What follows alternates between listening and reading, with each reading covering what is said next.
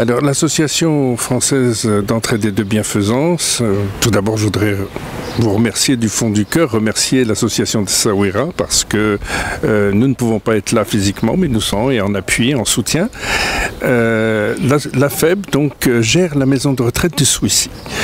Elle s'occupe également, par ailleurs, de certains nombres de cas sociaux, mais qui concernent les gens de nationalité française qui sont dans la difficulté dans la circonscription de Rabat-Salé.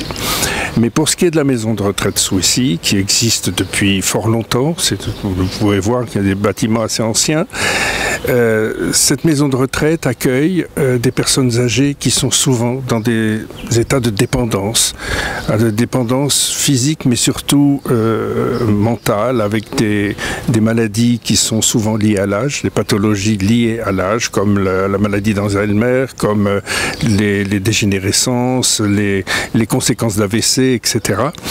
Et ce sont donc des personnes qui sont souvent, qui ont besoin d'être prises en charge. Les familles parfois ne peuvent plus assurer cette prise en charge parce que c'est très lourd, c'est très difficile.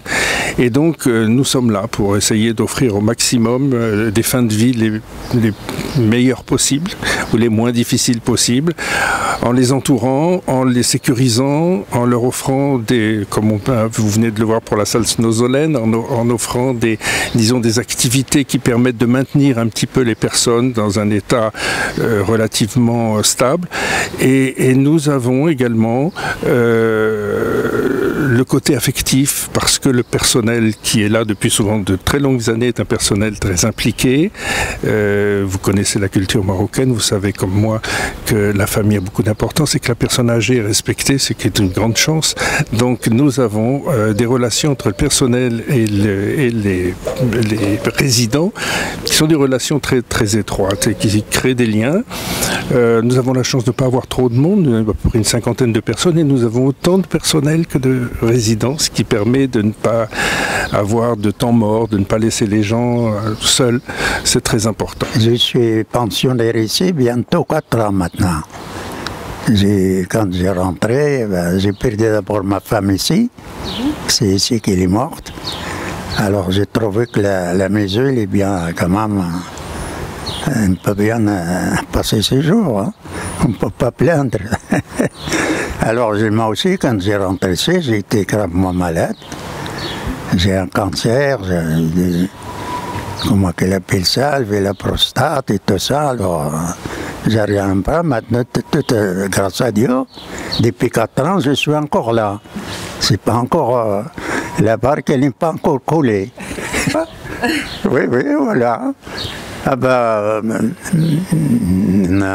on est là. Est-ce que je vais ajouter encore un plus? Je ne peux pas demander. Mais dans des choses, il y a toujours quelque chose à dire, il y a toujours du bien, il y a toujours des plaintes. C'est la vie, ça. Chaque jour est né, ça ne semble pas à l'autre. Alors, c'est pour ça notre association, notre famille ici, là.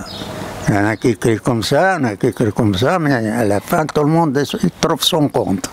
Je m'occupe de la maison de retraite depuis 2006.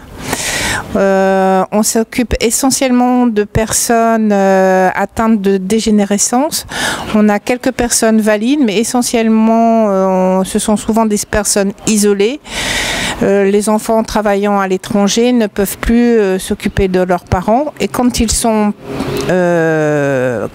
sont présents, quand les enfants sont présents, c'est que la personne présente de gros troubles de dégénérescence difficiles à gérer à la maison. Je m'occupe d'une équipe d'une cinquantaine de personnes qui travaillent au sein de l'institution et une cinquantaine de résidents qui résident à la maison de retraite. On accueille toutes les nationalités.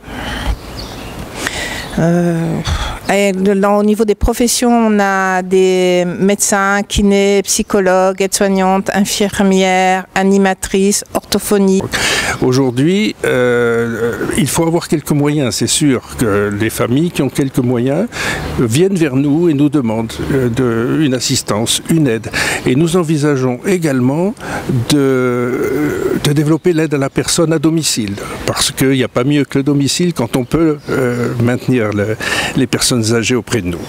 Voilà, si vous voulez, l'esprit dans lequel nous évoluons. Alors vous voyez derrière moi, il y a un bâtiment qui est tout neuf, qui a été réalisé il y a 2 ans, qui accueille l'accueil de jour, mais qui accueille aussi des studios. C'est-à-dire que des personnes qui sont en relative bonne santé, mais qui sont âgées, qui ont besoin d'être sécurisées ou d'être tranquilles, peuvent venir aussi dans ces studios.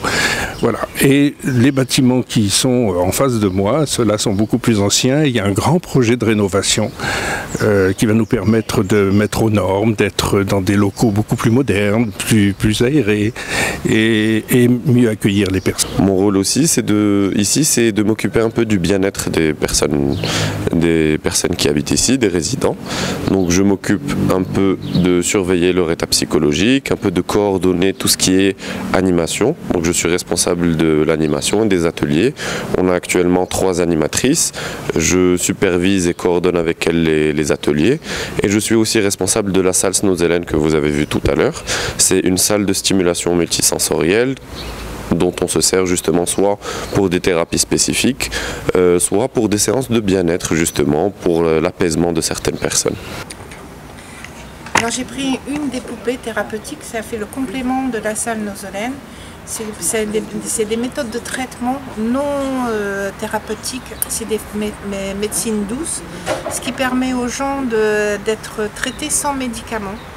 Donc quand on a certaines agressivités chez des personnes, par exemple nous on a eu une dame qui voulait casser une bouteille sur la tête d'un infirmier et on avait une prescription de lui faire un traitement le style Valium et plutôt que de lui faire la piqûre, on a commencé par lui donner une poupée et cette poupée ça lui rappelle son rôle de maman et donc on a plusieurs poupées qui ont des poids, le poids d'un enfant, c'est une poupée qui est lourde comme un enfant et puis on en a d'autres qui ont un cœur qui bat. On en a d'autres on peut faire bouger la tête. Et ce but-là, c'est que de ce fait-là, la personne, elle se détourne de son action d'agressivité et reporte son amour sur cette poupée. Donc on n'infantilise pas les gens, c'est pas le fait d'infantiliser, c'est on détourne l'attention par cette méthode de poupée. Et puis c'est aussi un transfert des angoisses.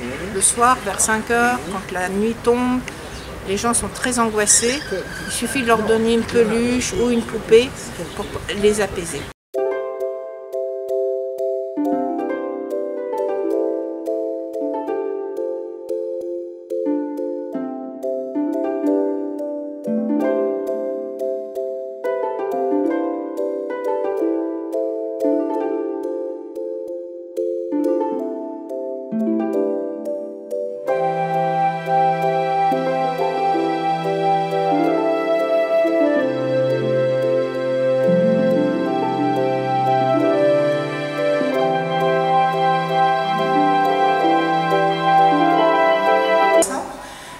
Vous avez ici, c'est pour le maintien de la marche, pour continuer à monter les escaliers, pour avoir l'équilibre dans une pente.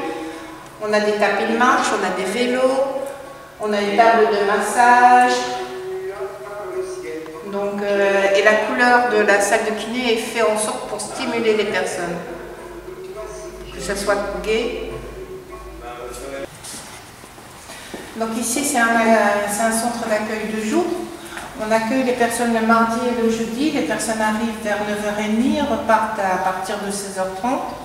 Donc ce sont les familles qui les ramènent.